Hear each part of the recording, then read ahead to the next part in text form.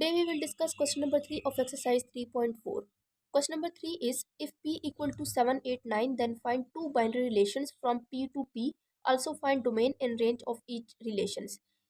अगर p set की जो वैल्यूज हैं वो 7, 8, 9 है तो हमने इसमें से दो बाइनरी रिलेशंस फाइंड करने हैं पी टू पी का मतलब p क्रॉस p फाइंड करना है और साथ में हमने डोमेन और रेंज भी फाइंड करना है। तो सबसे पहले हम पी टू पी फाइंड कर लेते हैं, ठीक है। बाइनरी रिलेशन जो है p क्रॉस p, इसका हम कार्टेशियन प्रोडक्ट लेंगे, p का p के साथ ही लेंगे, ठीक है। 7, 8, 9 क्रॉस 7, 8, 9। तो इसका हम कार्टेशियन प्रोडक्ट कैसे फाइंड करेंगे? फर्स्ट एलिमेंट को सेकंड सेट के फर्स्ट एलिमेंट से, 7 को 7 के साथ, ठीक है। फिर फर्स्ट एलिमेंट को सेकंड सेट के सेकंड एलिमेंट के साथ 7, 8। फिर फर्स्ट को थर्ड के साथ 7, 9। अब फर्स्ट वाला कंप्लीट हो गया, सेकंड पे जाते हैं। सेकंड को फर्स्ट के साथ 8, 7। सेकंड को सेकंड के साथ 8, 8। सेकंड को थर्ड के साथ 8, 9। अब सेकंड भी कंप्लीट हो गया। अब थर्ड पे जाते हैं। थर्ड को फर्स्ट के साथ 9, 7। थर्ड को सेकंड के साथ 9, 8 और थर्ड को थर्ड के साथ 9, 9। ये हमारे पास P to P, P cross P का कार्टेशियन प्रोडक्ट फाइंड हो गया। अब हमने क्या करना है कि दो बाइनरी रिलेशंस फाइंड करने हैं। तो ये मेरे पास दो बाइनरी रिलेशंस मैंने फाइंड किए हैं, ठीक है।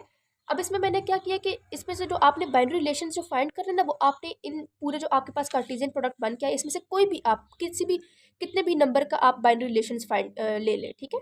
मतलब कि इनमें से देखिए, ये पूरा एक सेट है, ये पूरा दूसरा सेट है, ये तीसरा, चौथा, पांचवा, छठा, सातवां, आठवां और नौवां, मतलब इसमें टोटल 9 सेट्स आपके पास गिवन है, ठीक है। तो इसमें से आप R1 पहले रिलेशन में मर्जी है जितने भी सेट लेते हैं आप, सेम इसी तरह से R2 में भी आपकी मर्जी है जितने भी आप सेट्स लेते हैं, ठीक है। मैंने R1 में 2 सेट ले लिए, ठीक है। आपकी मर्जी है आप 3 ले लें, पहले 3 ले लें, 4 ले लें, और आप ये भी आपकी मर्जी है कि आप यहाँ से पहला ये वाला ले लें, फिर ये वाला ले लें, फिर ये वाला ले लें, ठीक है। तो ये आपकी मर्जी है, आप जितने भी R1 में जितने भी सेट्स ले लें। तो मैंने फर्स्ट 2 सेट्स R1 में ले लिए हैं, ठीक है। अब इसका मैं पहले डोमेन और रेंज फाइंड करूंगी। तो डोमेन और रेंज कैसे फाइंड करते हैं? डोमेन जो है ना, अब इस सेट का जो फर्स्ट एलिमेंट है ना, ये वाला, ये फर्स्ट एलिमेंट होता है और ये सेकंड एलिमेंट होता है। तो फर्स्ट एलिमेंट हमेशा डोमेन होता है और सेकंड एलिमेंट हमेशा रेंज होता है, ठीक है। इसी तरह से इस सेट का भी फर्स्ट एलिमेंट डोमेन है और इस सेट का भी सेकंड एलिमेंट जो है वो रेंज है, ठीक है। तो सबसे पहले मैंने डोमेन R1, ये डोमेन का शॉर्ट जो फॉर्म हम लिखते हैं DOM लिखते हैं, ठीक है, डोमेन। इसको हमने सबसे पहले R1 का फाइंड करना, इक्वल टू, तो यहाँ पे फर्स्ट एलिमेंट ये वाला डोमेन है किसका, और एक इस सेट में ये वाला जो फर्स्ट एलिमेंट है ये वाला डोमेन है इसका, ठीक है। तो 7, 7 है। अब हमने इसको सेट की फॉर्म में लिखना है ना। तो सेट में मैंने आप लोगों को क्या बताया था पिछले लेक्चर में भी, कि सेट जो है वो यूनिक होता है, सेट में कोई भी वैल्यूज जो है वो रिपीट नहीं होती है, ठीक है। तो यहाँ पे तो है बेसिकली 2 है लेकिन दोनों सेम है, इसलिए हम एक सिंगल 7 लिखेंगे, ठीक है। क्योंकि सेट में जो वैल्यूज जो है वो रिपीट नहीं होती है, सेट्स की वैल्यूज जो है होती हैं वो यूनिक होती हैं। अब हमने रेंज की तरफ जाना है, इसी R1 का मैंने रेंज निकालना है। अब रेंज जो है वो सेकंड एलिमेंट होता है, तो इस सेट का भी जो सेकंड एलिमेंट है वो रेंज है और इस सेट का भी जो सेकंड एलिमेंट है वो रेंज है। तो यहाँ पे 7 है और यहाँ पे 8 है, तो ये रेंज मेरे पास क्या आ गया, 7, 8, ठीक है। अब मैंने एक और बाइनरी रिलेशन फाइंड करना है क्योंकि 2 बाइनरी रिलेशंस का कहा गया था, ठीक है। तो दूसरे में मैंने क्या कर लिया, यहाँ से ये तीसरा ले लिया, चौथा ले लिया और पांचवा ले लिया, ये अगले 3 ले लिए मैंने, ठीक है। इसी तरह से मैंने इसका डोमेन निकालना है। तो डोमेन क्या हो जाएगा, फर्स्ट एलिमेंट 7, इसका फर्स्ट एलिमेंट 8 और इसका फर्स्ट एलिमेंट 8 है। तो अब 8, 8 रिपीट हो रहा है तो मैं एक ही 8 लूंगी, ठीक है। 7 और 8 आ गया डोमेन। अब इसी तरह से domain range of R2 range अब हमने देखना है। सेकंड एलिमेंट इस सेट का जो है वो क्या है, 9। इस सेट का सेकंड एलिमेंट 7 और इस सेट का सेकंड एलिमेंट 9 है। तो ये वाला 9 और ये वाला 9 अगेन रिपीट हो रहा है, तो फिर मैं सिंगल एक 9 लूंगी और एक 7, ठीक है। मैंने 7 और 9, ये आपकी मर्जी है, ये इधर उधर भी हो सकते हैं, ठीक है। 7, 9 या 9, 7। इसके बाद क्वेश्चन नंबर 4 है, let H equal to, H के सेट में हमारे पास जो है 5, 6, 7, 8, 9 है और G के सेट में जो हमें वैल्यूज गिवन है वो 5, 7, 9, 11 है। तो पहले जो हमने रिलेशन फाइंड करना है वो है from H to G। H to G का मतलब ये है कि आपने H क्रॉस G का कार्टेशियन प्रोडक्ट फाइंड करना है और ये टेबुलर फॉर्म है। टेबुलर फॉर्म बेसिकली ये वाली फॉर्म होती है, ये वाली, इस तरह की ये जो सेट्स वाली फॉर्म जो होती है ना, ये टेबुलर फॉर्म होती है, ठीक है। तो H के एलिमेंट मैंने यहाँ पे लिख दिए हैं और G के एलिमेंट्स जो मुझे गिवन थे वो यहाँ पे मैंने लिख दिए। अब मैंने H और G का कार्टेशियन प्रोडक्ट फाइंड करना है, रिलेशन फाइंड करना है, ठीक है। तो ये मैंने यहाँ पे क्रॉस में इसको लिख दिया। अब इसका कार्टेशियन प्रोडक्ट कैसे फाइंड होगा, फर्स्ट एलिमेंट को सेकंड सेट के फर्स्ट एलिमेंट के साथ 5, 5, फिर फर्स्ट को सेकंड के साथ 5, 7, फिर फर्स्ट को थर्ड के साथ 5, 9, फिर फर्स्ट को फोर्थ के साथ 5, 11। अब फर्स्ट वाला कंप्लीट हो गया, सेकंड की तरफ चलते हैं। 6 को फिर 5 के साथ, ठीक है, फिर 6 को 7 के साथ, फिर 6 को 9 के साथ और 6 को 11 के साथ, इस तरह से। अब थर्ड पे चलते हैं, सेकंड भी कंप्लीट हो गया, थर्ड को फर्स्ट के साथ 7, 5, ठीक है, इस तरह से, फिर 7, 7, 7, 9, 7, 11।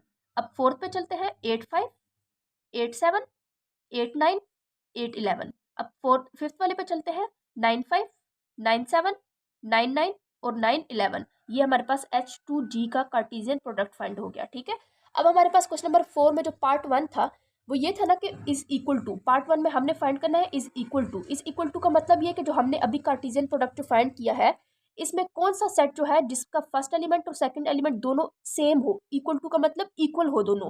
तो यहाँ पे अगर आप देखें तो ये वाला और ये वाला एलिमेंट सेम है, 5 5 सेम है। यहाँ पे आगे देखें और कौन सेम है, 7 7 सेम है।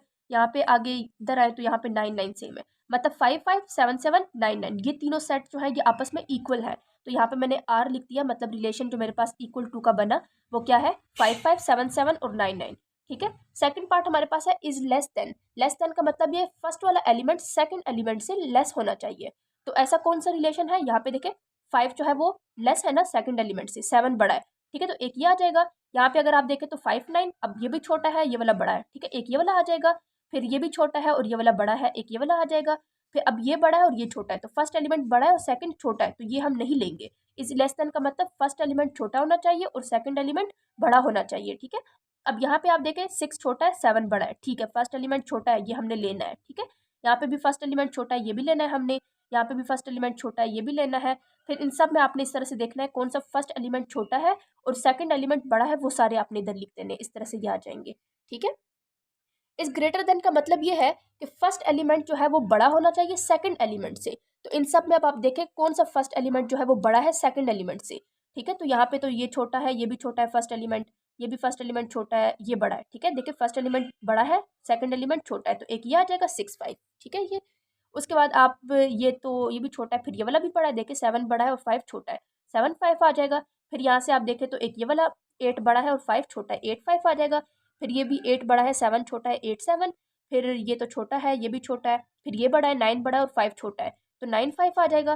फिर यहाँ पे देखें तो क्या है 9 बड़ा है और 7 छोटा है, तो 9 7 आ जाएगा। और ये तो इक्वल है ये हमने नहीं लेना, और यहाँ पे ये वाला छोटा है और ये बड़ा है, सेकंड बड़ा है, तो इसलिए ये भी नहीं लेना। ठीक है, थर्ड में हमारे पास क्या है कि इज वन लेस देन। इसमें भी हमने लेस देन वाला ही कंसेप्ट देखना है कि फर्स्ट वाला एलिमेंट जो है वो सेकंड से छोटा होना चाहिए। ठीक है, लेकिन एक नंबर छोटा होना चाहिए। अब हमने ये देखना है, तो यहाँ पे आप अपने जो बाइनरी रिलेशन वाला सेट बना है इसमें देखें तो ये भी नहीं है, ये 2 नंबर है, ये भी नहीं है, ये भी नहीं है, ये भी 4 नंबर है। ठीक है, तो यहाँ पे तो ये वाला ग्रेटर आ रहा है फर्स्ट वाला, ये भी नहीं देखना। तो यहाँ पे अगर आप देखें 6 छोटा है 7 बड़ा है और दोनों में कितना डिफरेंस आ रहा है 6 7, एक ही नंबर का डिफरेंस है। ठीक है, तो एक हमारे पास आ जाएगा 6 7।